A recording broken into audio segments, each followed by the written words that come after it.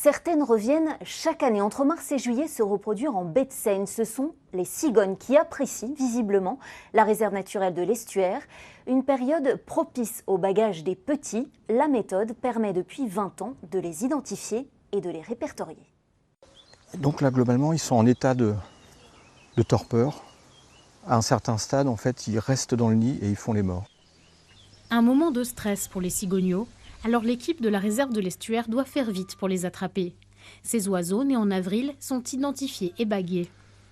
La bague métal qu'on vient de lui poser, les bords sont bien jointifs. Elle tourne bien au niveau de son tarse, donc la cigogne ne pourra pas se blesser tout au long de la saison de reproduction. L'équipe en profite pour prendre un maximum d'informations. Les cigogneaux sont pesés, mesurés et des plumes sont prélevées. L'idée, c'est de récupérer la goutte de sang au bout pour pouvoir analyser par la suite ces échantillons-là et savoir si on a des mâles, des femelles, autant de mâles ou autant de femelles qui naissent sur le site de la réserve naturelle.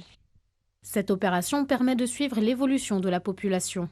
Dans les années 70, ces oiseaux avaient presque complètement disparu. Aujourd'hui, 5000 couples nichent en France. La réserve de l'Estuaire en compte 70.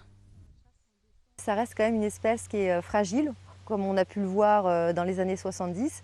Et donc c'est important de la suivre, de voir si tous les ans elle trouve assez de ressources alimentaires, si elle n'est pas dérangée, s'il n'y a pas de pollution. Donc voilà, c'est quand même une espèce qu'il faut suivre et surtout qui peut du jour au lendemain aussi accuser un déclin. Les petits retrouvent enfin leur nid. Et au dernier moment, on retire. Ces cigognes partiront en migration à la fin de l'été. Plus de la moitié d'entre elles reviendront se reproduire ici une fois adultes.